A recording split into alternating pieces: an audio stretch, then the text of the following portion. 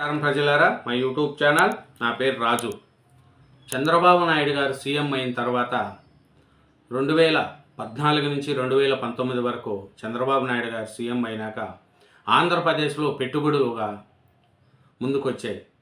ఆ పెట్టుబడులను ప్రోత్సహిస్తూ చంద్రబాబు నాయుడు గారు 5 సంవత్సరాల పాలన పరిపాలించారు. ఓ పక్క అమరావతిని, ఓ పక్క పోలవరాన్ని, కొత్తగా ఏర్పడిన అమరావతిలో కూడా పెట్టుబడుల కోసం చేశారు. తర్వాత 2019 నుంచి 2024 వరకు వచ్చిన వైసీపీ ప్రభుత్వం జగన్మోహన్ రెడ్డి గారు ఎలా పరిపాలించారో మనకు అందరికీ తెలుసు. పెట్టుబడిదారులు పారిపోయేట్టుగా చేశారు. అరాచక శక్తులు, హింస, బెదిరింపులు, ప్రజలు బతకాలంటే కూడా భయం వేసే విధంగా 5 సంవత్సరాల పాలన సాగింది. తర్వాత 2024లో వైసీపీని 11 సీట్లకు పరిమితం చేసి కూటమి ప్రభుత్వాన్ని బీజేపీ, జనసేన, టీడీపీ కూటమి ప్రభుత్వం 164 సీట్లతో బంపర్ మెజార్టీతో గెలిపించారు. ఇప్పుడు మళ్ళీ చంద్రబాబు నాయుడు గారు అమరావతిని ఏకైక రాజధాని చేస్తూ, విశాఖపట్నాన్ని ఐటీ హబ్గా మారుస్తూ, రాయలసీమకు ఎలక్ట్రానిక్ కంపెనీలు అక్కడ పెట్టిస్తూ, అట్లా రాయలసీమను, ఇట్లా విశాఖపట్నం, ఇట్లా అమరావతి, కర్నూలులో హైకోర్టు బెంచి, వీటన్నిటి మీద ముందుకు సాగుతూ చంద్రబాబు నాయుడు గారు పాలన సాగిస్తున్నారు. ఒక ప్రాంతం అంటూ లేదు, అన్ని ప్రాంతాలు డెవలప్ చేసుకుంటూ. ఎందుకంటే చంద్రబాబు నాయుడు గారు ఒక విజన్ ఉన్న నాయకుడు.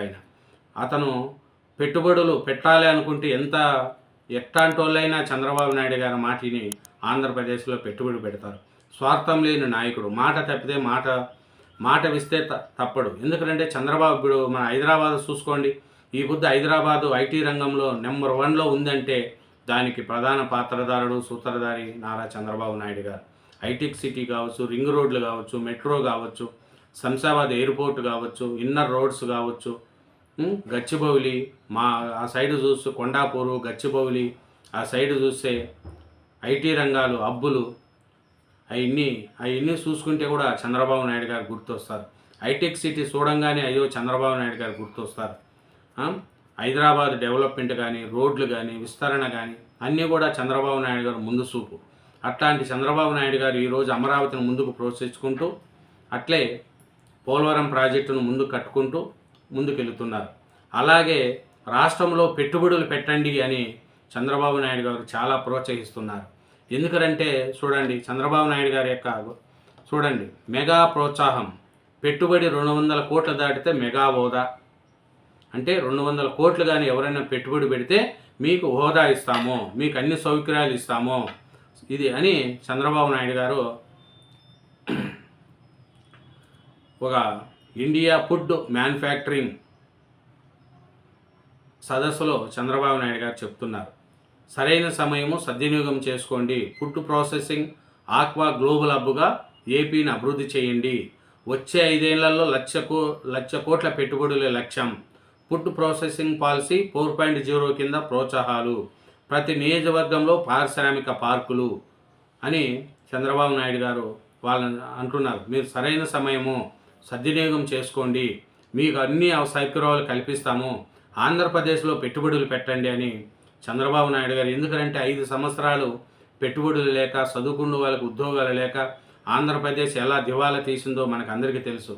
అట్లాంటి దివాలా పరిస్థితి నుంచి చంద్రబాబు నాయుడు గారు మళ్ళీ మీ ఆంధ్రప్రదేశ్ని ఆదుకోండి, నవ్యాంధ్రాన్ని ఆదుకోండి అని చంద్రబాబు నాయుడు గారు ప్రతి ఒక్కరిని చేతులెత్తి దండం పెట్టి ఏడుకుంటున్నాడు. మా ఆంధ్రప్రదేశ్ను ఆదుకోండి, డెవలప్మెంట్ చేయండి, పెట్టుబడులు పెట్టండి, మీకు అన్నీ మేము చూసుకుంటాం, మీకు అన్ని సౌకర్యాలు కల్పిస్తాం, మీకు ఇది సరైన సమయము. ఇలా ఎందుకు అంటున్నారంటే సముద్ర మార్గాలు ఉన్నాయి, ఎయిర్పోర్ట్లు ఉన్నాయి, ఆంధ్రప్రదేశ్లో విశాలమైన భూమి ఉంది, సహజ వనరులు, నీరు అన్నీ ఉన్నాయి, కరెంటు పుష్కలంగా ఉంది, అన్ని ప్రాజెక్టులు బాగున్నాయి, మీకు అన్ని విధాలా కూడా ఆంధ్రప్రదేశ్ అనువైనది అనేది కూడా చంద్రబాబు నాయుడు గారు పారిశ్రామికవేత్తలకు ప్రోత్సహిస్తున్నారు. అట్లాగే ఫుడ్ ప్రాసెసింగ్ పాలసీ 4.0 కింద పరిశ్రమలకు ప్రోత్సాహాలు అందిస్తున్నాం. 200 కోట్లకు పైగా పెట్టుబడులు పెడితే వాటిని మెగా ప్రాజెక్టులుగా పరిగణిస్తాం. మరిన్ని ప్రత్యేక ప్రోత్సాహాలు అందిస్తాం. ఇదే సరైన సమయం, పెట్టుబడిదారులు సద్వినియోగం చేసుకోండి, ఆంధ్రప్రదేశ్కి తరలి రండి అని ముఖ్యమంత్రి చంద్రబాబు నాయుడు గారు పిలుపునిచ్చినారు. ఫుడ్ ప్రాసెసింగ్ ఆక్వా వ్యవసాయ ఆధారిత పరిశ్రమలకు గ్లోబల్ హబ్గా రాష్ట్రాన్ని తీర్చిదిద్దుతామన్నారు. భారత వాణిజ్య ప్రోత్సాహ మండలి ఆధ్వర్యంలో విశాఖపట్నంలో నోవోటెల్ హోటల్లో శుక్రవారం ఇండియా ఫుడ్ మ్యానుఫ్యాక్చరింగ్ సదస్సును సీఎం ప్రారంభించారు. ఈ సందర్భంగా చంద్రబాబు మాట్లాడుతూ వచ్చే 5 ఏళ్లలో ఆయా రంగాల్లో 1,00,000 కోట్ల పెట్టుబడులు సాధిస్తామన్నారు. వ్యవసాయ అనుబంధ రంగాలకు లాభదాయకంగా స్థిరంగా మార్చడమే మా ఉద్దేశం అన్నారు. ఎందుకంటే చూడండి, చంద్రబాబు నాయుడు గారు అట్లాగే మన లోకేష్ గారు కూడా అదే అంటున్నారు. మీ ప్రాజెక్టు మా బాధ్యత. పారిశ్రామికవేత్తలు లోకేష్ భరోసా ఇస్తున్నారు. ఏపీలో పెట్టుబడులు పెట్టడానికి ముందుకు రావాలని కూడా పిలుపిస్తున్నారు. ఎందుకంటే ఆయన లోకేష్ గారు ఒకటే పట్టుదల. ఎందుకంటే మంగళగిరిలో ఆయన ఓడిపోతారు, గెలసరు అని ఎంతోమంది చెప్పారు. ఫస్ట్ తడవ ఓడిపోయినా కూడా సెకండ్ తడవ లేదు, నేను మంగళగిరిలోనే నిలబడాలా, ఓడిన తోటనే గెలిచి తీరుతా అని మన లోకేష్ గారు భారీ మెజార్టీతో అక్కడ గెలిచారు. అట్లాగే ఈ మన లోకేష్ గారు కూడా అదే చెప్తున్నారు. ఇంకా ఏం చెప్తున్నారంటే చూడండి, ఆసియా టెక్ హబ్గా విశాఖ, సీ కేబుల్తో ప్రపంచ అనుసంధానం, విశాఖ నెంబర్ 1 సిటీగా మారుస్తాం, బీచ్ రోడ్లో డబుల్ టెక్కర్ బస్సులను ప్రారంభించిన ముఖ్యమంత్రి చంద్రబాబు, మహిళలతో కలిసి కాసేపు ప్రయాణం. చూడండి, చంద్రబాబు నాయుడు గారు రాగానే విశాఖపట్నంలో డబుల్ టెక్ బస్సులు కావచ్చు, మన అన్ని ఒక విధంగా ఒక పరిస్థితిని ముందుకు తీసుకెళ్తున్నారు నారా చంద్రబాబు నాయుడు గారు. అట్లాగే ఇంకా చూసుకుంటే ముందుకు పోతున్నారు. ఇంకా ఏం చూసుకుంటే చూడండి, ఇంకా ఐబిఎం కూడా ఆంధ్రప్రదేశ్కు రావడానికి ప్రారంభించిందండి. ఈ ఐబిఎం అమరావతిలో వస్తుంది. ఎందుకంటే ఐబిఎం అనేది చాలా పెద్దది. ఈ ఐబిఎం కూడా మన ఆంధ్రప్రదేశ్కు రావడానికి ఎక్కువ చూపిస్తుంది.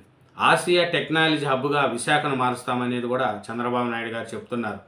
సీ కేబుల్తో ప్రపంచ అనుసంధానం, బీచ్ రోడ్లో డబుల్ టెక్కల్ బస్సులను ప్రారంభిస్తున్న ముఖ్యమంత్రి చంద్రబాబు, విశాఖలో ఇండియా ఫుడ్ మ్యానుఫ్యాక్చరింగ్ సదస్సును ప్రారంభించి అక్కడ పెట్టుబడిదారులు కావచ్చు వాళ్ళతో మా ఆంధ్రప్రదేశ్లో పెట్టుబడులు పెట్టండి, మీ ప్రాజెక్టుకు మా బాధ్యత అనేది కూడా లోకేష్ గారు చెప్తున్నారు. పారిశ్రామిక మంత్రి లోకేష్ భరోసా ఇస్తున్నాడు. ఏపీలో పెట్టుబడులు పెట్టాలని పిలుపిస్తున్నారు. ఎందుకంటే ఆ రాష్ట్ర ఆర్థిక వ్యవస్థ మంత్రి లోకేష్ కూడా మీ ప్రాజెక్టుకు మా బాధ్యత అనే విధంగా మన లోకేష్ గారు చేస్తున్నారు. ఎందుకంటే చూడండి, విశాఖపట్నంను ఆసియా టెక్నాలజీ హబ్గా మార్చడానికి చంద్రబాబు నాయుడు గారు ఎంతో ప్రోత్సహిస్తున్నారు. ఐటీ రంగాన్ని కూడా ముందుకు తీసుకెళ్తున్నారు. కాబట్టి చంద్రబాబు నాయుడు గారు ఒకటే కోరుకుంటున్నారండి, ఆంధ్రప్రదేశ్లో పెట్టుబడులు పెట్టండి, ఆంధ్రప్రదేశ్ని డెవలప్ చేయండి. ఎందుకంటే ఓ విజన్ ఉన్న నాయకుడు చంద్రబాబు నాయుడు గారు. 4 తడవలు సీఎం అయినారంటే మీరు ఆలోచించుకోండి, ఆయనలో ఏమి లేకపోతే 4 తడవలుగా సీఎంగా అవుతాడా?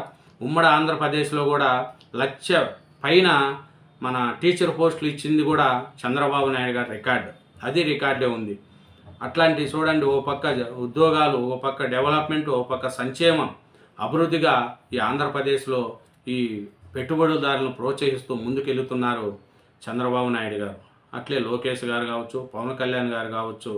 ఎందుకంటే పవన్ కళ్యాణ్ గారు మనం మాట్లాడుతూ 15 సంవత్సరాలు కూటమి ప్రభుత్వమే అధికారంలో ఉంటుంది. ఎందుకంటే ఆంధ్రప్రదేశ్ డెవలప్మెంట్ కావాలంటే ఒక అభివృద్ధి చేస్తున్న నాయకుడు కావాలి అనేది కూడా వాళ్ళు కూడా కోరుకుంటున్నారు. అట్లాగా ఇప్పుడు చూడండి, విశాఖపట్నం ఒక రేంజ్కి ఎదుగుతుంది. అమరావతి చూస్తే పరుగులు పెడుతుంది, పోలవరం ప్రాజెక్టు పరుగులు పెడుతుంది. చంద్రబాబు నాయుడు గారు ఎన్నో చేశారు. ముందు ప్రభుత్వంలో చూడండి, విశాఖపట్నం ఒక రాజధాని, కర్నూలు ఒక రాజధాని అని ఏదీ లేకుండా చేశారు. ఒక రిషికొండ మంటకు కట్టారు, అది వదిలేశారు. అట్లా అయింది. ఎందుకంటే ఈ పర్యాటకుల కోసం కావచ్చు, విశాఖపట్నంలో డబుల్ టెక్లో బస్సులు ప్రారంభించడం. అట్లాగే చూడండి, విశాఖను రాజధాని చేస్తామని గత ప్రభుత్వం ప్రకటించింది. కానీ తమకు అవసరం లేదని ఇక్కడ ప్రజలు ఎన్నికల్లో తీర్పిచ్చారు. సీఎం వ్యాఖ్యానించారు. ఏకైక రాజధాని అమరావతి అని చంద్రబాబు నాయుడు గారు ఇప్పటికీ చెప్తున్నారు. అదే చెప్తున్నాడు. ఆంధ్రప్రదేశ్ రాజధాని డెవలప్మెంట్ కోసమే చంద్రబాబు నాయుడు గారు ముందుకెళ్తున్నారు. వైసీపీ లెక్క 3 రాజధానులు అంటూ ప్రాంతానికి పోయి రెచ్చగొట్టే వ్యాఖ్యలు చంద్రబాబు నాయుడు గారు చేయలేదు. అమరావతి రాజధాని అని ఇప్పటికీ కట్టుబడి ఉన్నాడు. అమరావతిని డెవలప్ చేసుకుంటూ ముందుకెళ్తున్నారు. Thank you very much. ఛానల్ను సబ్స్క్రైబ్ చేయండి, నా వీడియోను లైక్ చేయండి. Thank you.